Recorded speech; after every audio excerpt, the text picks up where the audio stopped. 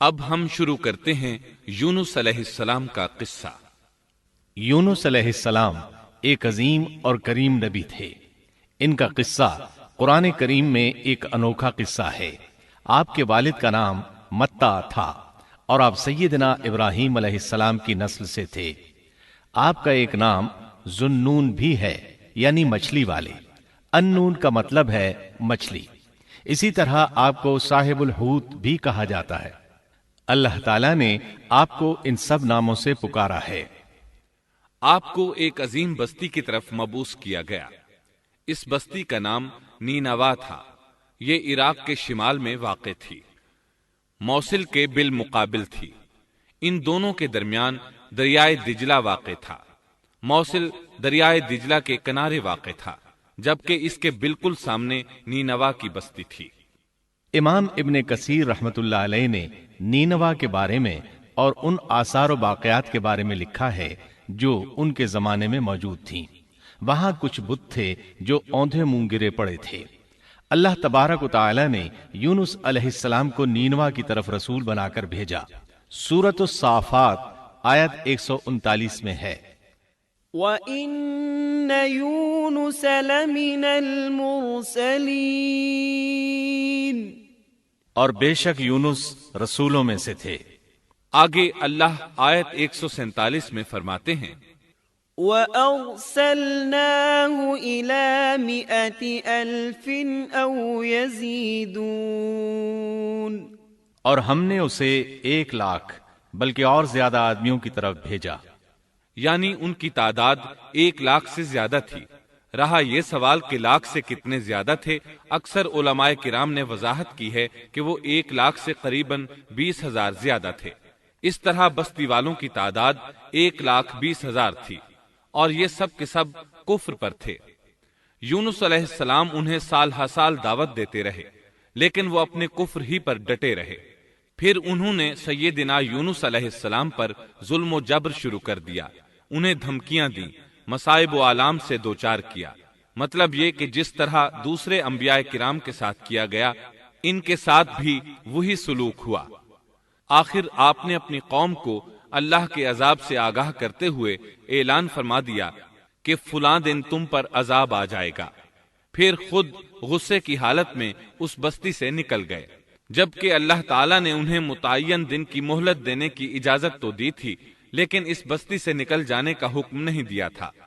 جب آپ نے انہیں یہ مہلت سنائی تو خود غصے کی حالت میں بستی سے نکل گئے۔ سورہ انبیاء آیت 87 میں اللہ تعالیٰ فرماتے ہیں، وَذَا النُّونِ إِذ ذَّهَبَ مُغَاضِبًا فَظَنَّ أَن لَّن نَّقْدِرَ عَلَيْهِ، مچھلی والے کو یاد کرو جبکہ وہ غصے سے چل دیا اور خیال کیا کہ ہم اسے نہ پکڑ سکیں گے۔ اس آیت کی تفسیر میں امام رازی رحمہ اللہ لکھتے ہیں، جس نے یہ گمان کیا کہ اللہ تعالیٰ اسے پکڑنے کی قدرت نہیں رکھتا، وہ آدمی کافر ہے۔ سیدنا امیر معاویہ رضی اللہ عنہ سے روایت ہے، انہوں نے سیدنا ابن عباس رضی اللہ عنہما سے کہا، آج رات قرآن کریم کی چند آیات کے معانی میں میں الجھ کر رہ گیا ہوں، مجھے کوئی راستہ سجھائی نہیں دے رہا کہ اس الجھن سے کس طرح نکلوں۔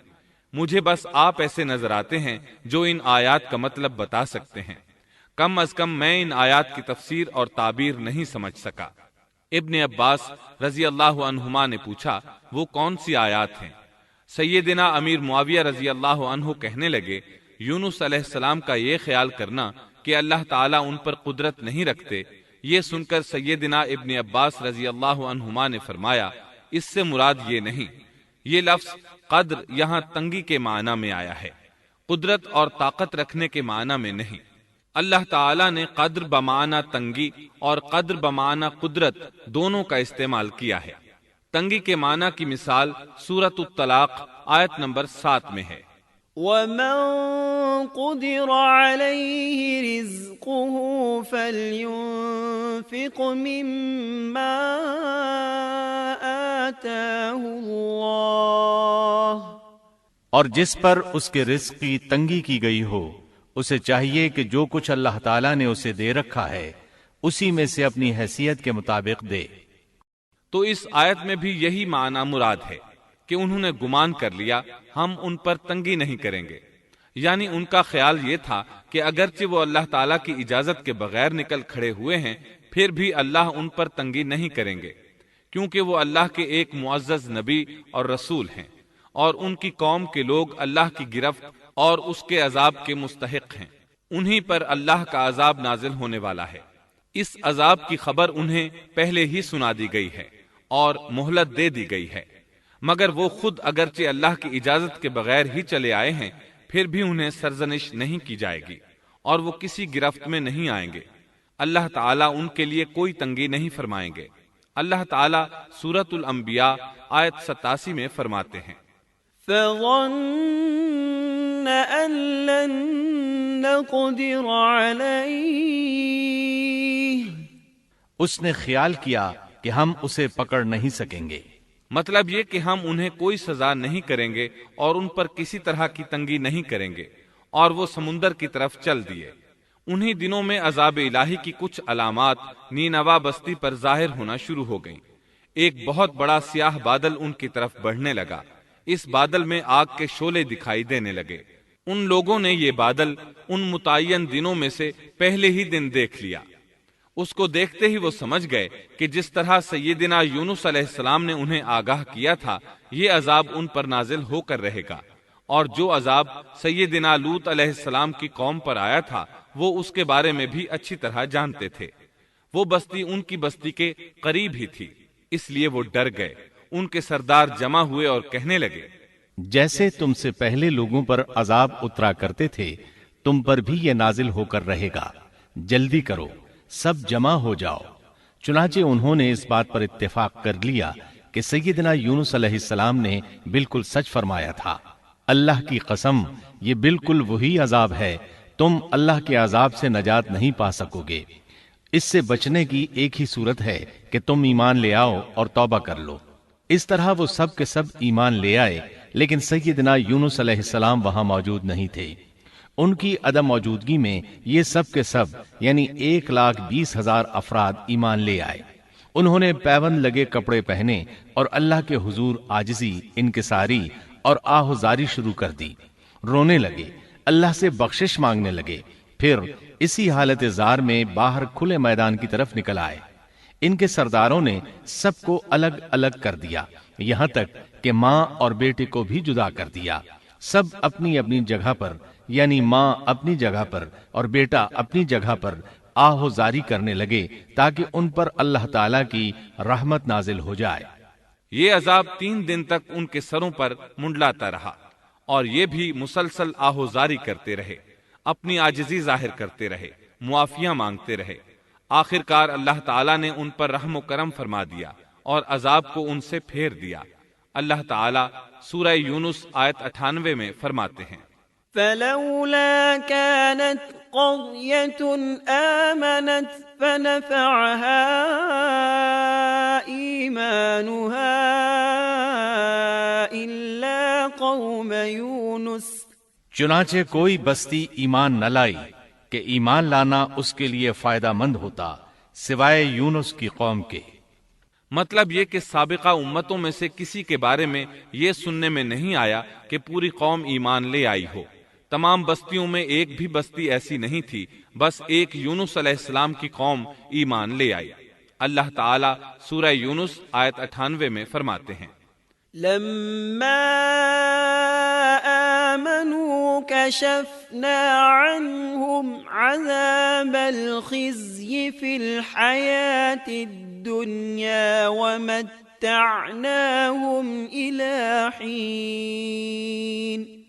جب وہ ایمان لے آئے تو ہم نے رسوائی کے عذاب کو دنیاوی زندگی میں ان پر سے ٹال دیا اور ان کو ایک وقت تک کے لیے زندگی سے فائدہ اٹھانے کا موقع دیا۔ مطلب یہ کہ ہم نے انہیں دنیاوی زندگی کا لطف اٹھانے کا موقع دیا۔ اب اس قوم پر قیامت کے دن تک عذاب نہیں اترے گا۔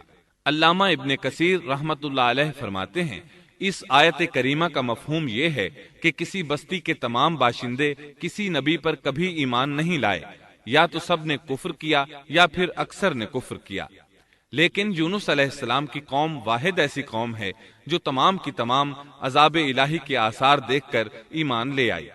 سابقہ ادوار میں جتنی بھی بستیاں گزریں ان میں اہل ایمان کے ساتھ یا تو کفار رہے ہیں یا ان میں منافقین بھی رہے ہیں، سوائے یونس علیہ السلام کی قوم کے وہ سب کے سب کافر تھے، پھر سب کے سب ایمان لے آئے۔ یہ اللہ تعالیٰ کے عجائبات میں سے ہے اور اس کی قدرت اور رحمت کی نشانیوں میں سے ہے۔ اب دوسری طرف کی سنیے، یونس علیہ السلام کو کچھ معلوم نہیں تھا کہ ان کی قوم کے ساتھ کیا ہوا۔ آپ تو غصے کی حالت میں بستی سے نکل کر سمندر کی طرف چلے آئے تھے۔ آپ ایک کشتی کی طرف آئے، اس میں سواریاں اور ساز و سامان لدا ہوا تھا۔ اللہ تعالیٰ سورۃ الصافات آیت 140 میں فرماتے ہیں، إذ أبق إلى الفلك المشحون، جب وہ بھاگ کر بھری کشتی پر پہنچے۔ کشتی روانہ ہوئی، موجیں اٹھیں، سمندر میں طغیانی آئی، یوں لگتا تھا کہ بس ابھی غرق ہوئے۔ کہنے لگے بوجھ ہلکا کرو، اپنا ساز و سامان سمندر میں پھینک دو۔ چنانچہ انہوں نے اپنا اپنا ساز و سامان سمندر میں پھینک دیا۔ اس طرح کشتی کچھ ہلکی ہو گئی، لیکن ضرورت کے مطابق ہلکی نہ ہو سکی۔ اب وہ کہنے لگے کسی کو سمندر میں گرانا ضروری ہے تاکہ کشتی مزید ہلکی ہو جائے، ورنہ یہ ڈوب جائے گی۔ جلدی کرو، قرع ڈالو۔ جس کے نام کا قرع نکلتا جائے اسے سمندر میں گراتے جاؤ اور بار بار یہ عمل دہراتے جاؤ یہاں تک کہ کشتی ہلکی ہو جائے۔ چنانچہ قرع ڈالا گیا۔ سب سے پہلے یونس علیہ السلام کا نام نکلا۔ سب کہنے لگے نہیں، یہ تو ایسے نہیں ہیں، ان کے چہرے پر تو سجدوں کے نشانات ہیں، انہیں رہنے دو، پھر قرع ڈالو۔ چنانچہ پھر قرع ڈالا گیا، پھر انہی کا نام نکلا۔ سب نے تعجب کیا۔ تیسری مرتبہ پھر قرع ڈالا گیا، اس بار پھر یونس علیہ السلام ہی کا نام نکلا۔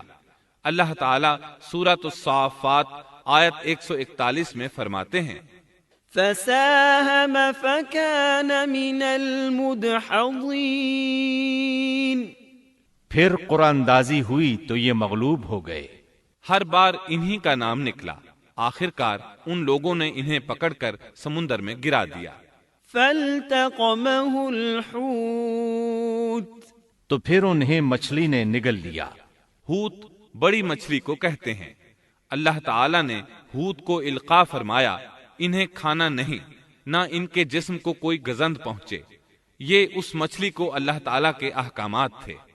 اللہ تعالیٰ سورۃ الصافات آیت 142 میں فرماتے ہیں، فالتقمه الحوت وهو مليم، تو پھر انہیں مچھلی نے نگل لیا اور وہ خود اپنے آپ کو ملامت کرنے لگے۔ یعنی وہ سمجھ گئے کہ بار بار جو ان کا نام قرآن اندازی میں نکلتا رہا ہے تو وہی مقصود ہیں۔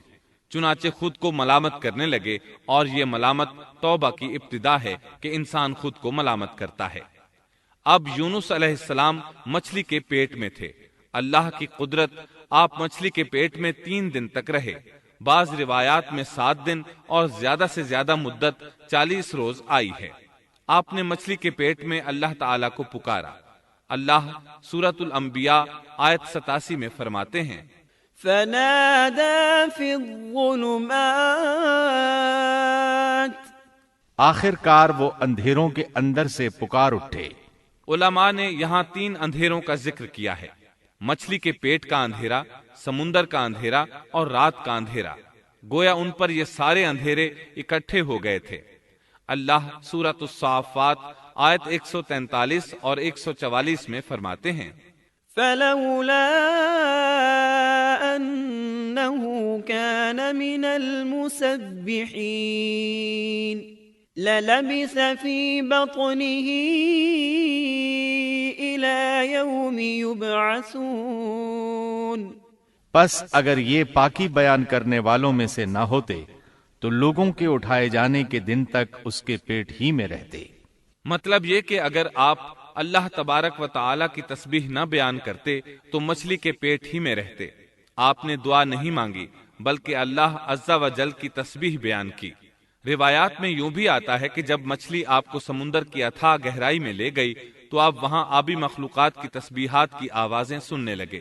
گویا اللہ تعالیٰ نے انہیں القاء فرمایا کہ آپ بھی تسبیح کریں۔ اللہ سورۃ الانبیاء آیت 87 میں فرماتے ہیں، فنادى في الظلمات أن لا إله إلا أنت سبحانك إني كنت من الظالمين۔ بالآخر وہ اندھیروں کے اندر سے پکار اٹھا کہ الہی تیرے سوا کوئی معبود نہیں، تو پاک ہے، بے شک میں ظالموں میں ہو گیا۔ چنانچہ یونس علیہ السلام نے اس تسبیح کے الفاظ کو یوں ادا فرمایا، لا إله إلا أنت سبحانك إني كنت من الظالمين۔ امام احمد، امام ترمذی، امام نسائی اور دیگر آئمہ رحمہم اللہ نے یہ حدیث نقل کی ہے کہ یونس علیہ السلام کی وہ دعا جو انہوں نے مچھلی کے پیٹ میں مانگی تھی وہ یہی ہے، لا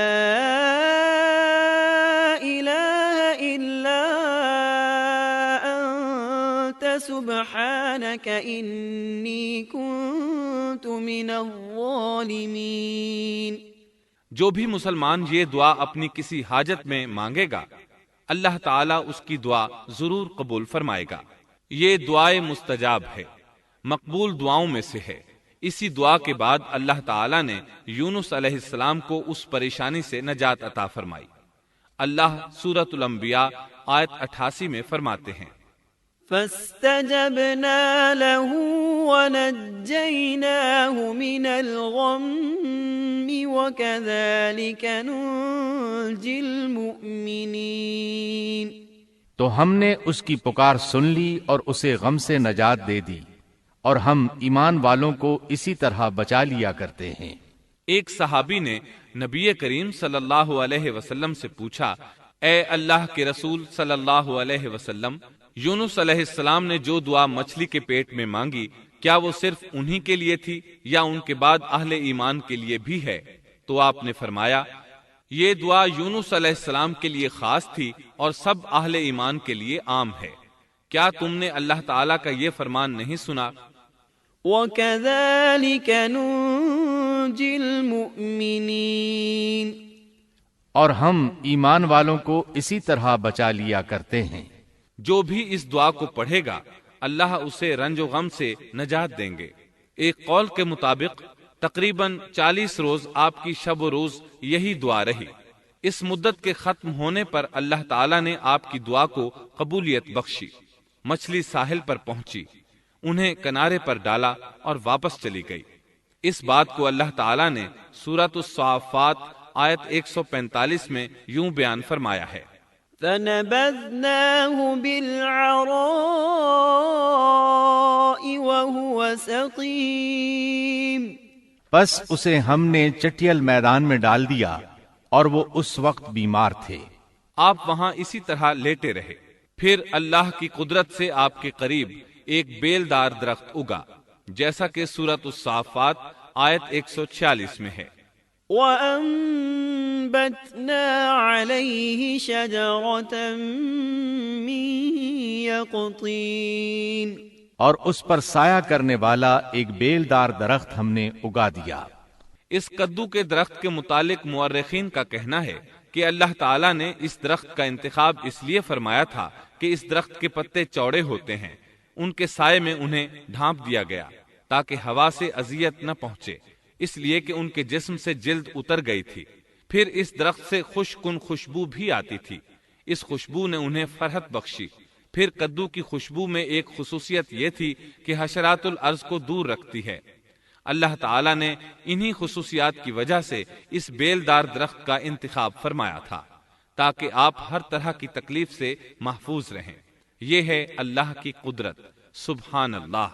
اسی طرح مفسرین یہ بھی کہتے ہیں کہ اللہ تعالیٰ نے ان کے پاس ایک پہاڑی بکری بھیج دی، وہ آپ کے قریب آتی اور آپ کے سر کے اوپر اپنی ٹانگیں پھیلائے کھڑی ہو جاتی۔ اس طرح اس کے تھن آپ کے منہ میں چلے آتے اور آپ ان سے خواہش کے مطابق دودھ پیتے۔ یہ تھا آپ کا کھانا اور پینا۔ رفتہ رفتہ آپ کی حالت بہتر ہو گئی، توانا اور تندرست ہو گئے، پھر آپ اٹھنے کے قابل ہو گئے، اور یہ سب اللہ تعالیٰ کی مہربانی سے ہوا۔ جب آپ کی صحت لوٹ آئی تو اللہ تعالیٰ نے آپ کو پھر آپ کی قوم کی طرف بھیجا، جیسا کہ سورۃ الصافات آیت 148 میں ہے۔ وَأَرْسَلْنَاهُ إِلَى 100,000 أَوْ يَزِيدُونَ فَآمَنُوا فَمَتَّعْنَاهُمْ إِلَى حِينٍ۔ اور ہم نے اسے 1,00,000 بلکہ اور زیادہ آدمیوں کی طرف بھیجا، پس وہ ایمان لے آئے اور ہم نے انہیں ایک زمانے تک عیش و عشرت دی۔ وہ سب کے سب آپ پر ایمان لے آئے تھے۔ اللہ تعالیٰ نے اس قصے کے ذریعے نبی کریم صلی اللہ علیہ وسلم کو اشارہ فرمایا ہے کہ دعوت دیتے ہوئے اکتانا نہیں۔ اللہ سورۃ القلم آیت 48 میں فرماتے ہیں، وَلَا تَكُن كَصَاحِبِ الْحُوتِ، اور مچھلی والے کی طرح نہ ہو جائیے۔ ان لوگوں کو دعوت حق دیتے رہیے۔ دیکھیے وہ سال ہر سال دعوت دیتے رہے لیکن اکتائے نہیں، ان سے مایوس نہیں ہوئے۔ ان کی پوری بستی میں سے ایک بھی ان پر ایمان نہیں لایا تھا، لیکن جب ان سے مایوس ہو گئے تو انہیں اللہ کے عذاب سے آگاہ کر دیا اور منہ پھیر کر چل دیے تو وہ سب کے سب ایمان لے آئے۔ اللہ تعالی سورۃ القصص آیت 56 میں فرماتے ہیں، إنك لا تهدي من أحببت ولكن الله يهدي من يشاء۔ آپ جسے چاہیں ہدایت نہیں دے سکتے، بلکہ اللہ تعالیٰ ہی جسے چاہتا ہے ہدایت دیتا ہے۔ اس قصے میں بہت بڑا سبق ہے کہ کسی بھی حالت میں اللہ کی رحمت سے مایوس نہیں ہونا چاہیے اور نہ ہدایت کے معاملے میں اپنی ذات پر بھروسہ کرنا چاہیے۔ ہدایت تو بس صرف اللہ تعالیٰ ہی کی طرف سے ہے۔ آپ کے ذمے تو پیغام حق پہنچا دینا ہے۔ اللہ سبحانہ و تعالیٰ کے ذمے ہدایت سے نوازنا ہے۔ اللہ تعالیٰ نے انہیں پاک صاف بنا دیا، انہیں چن لیا۔ اللہ خود ہی سورۃ القلم آیت 50 میں وضاحت فرماتے ہیں، فاجتباه ربه فجعله من الصالحين۔ اسے اس کے رب نے پھر نوازا اور اسے نیک لوگوں میں کر دیا۔ امام مسلم نے ایک حدیث روایت کی ہے کہ نبی کریم صلی اللہ علیہ وسلم نے فرمایا، لا ينبغي لعبد ان يقول انا خير من يونس بن متى۔ تم میں سے کوئی شخص ہرگز یہ نہ کہے کہ میں یعنی محمد یونس بن متا سے بہتر ہوں، یعنی یوں نہ کہے کہ میں سیدنا یونس علیہ السلام سے افضل ہوں۔ وہ اس طرح کہ وہ تو اپنی قوم کے ایمان لانے سے مایوس ہو گئے تھے اور میں مایوس نہیں ہوں، اس طرح بالکل نہ کہے، کیونکہ بالآخر اللہ تعالیٰ نے آپ کو چن لیا اور برگزیدہ بنا لیا اور صالحین میں داخل کر لیا۔ اس واقعے میں نبی کریم صلی اللہ علیہ وسلم کو جو ہدایت دی گئی ہے اس کا ذکر سورۃ القلم آیت 41 میں آتا ہے، فاصبر لحكم ربك ولا تكن كصاحب الحوت۔ پس تو اپنے رب کے حکم کا صبر سے انتظار کر اور مچھلی والے کی طرح نہ ہو جا۔ مطلب یہ کہ یونس علیہ السلام کی مانند نہ ہو جائیے جو اپنی قوم کے ایمان لانے سے مایوس ہو گئے تھے۔ یقیناً دین کی دعوت اور حق کے پرچار میں یہ بہت عظیم سبق ہے کہ داعی اللہ کو کبھی مایوس نہیں ہونا چاہیے۔ یونس علیہ السلام کا قصہ ختم ہوا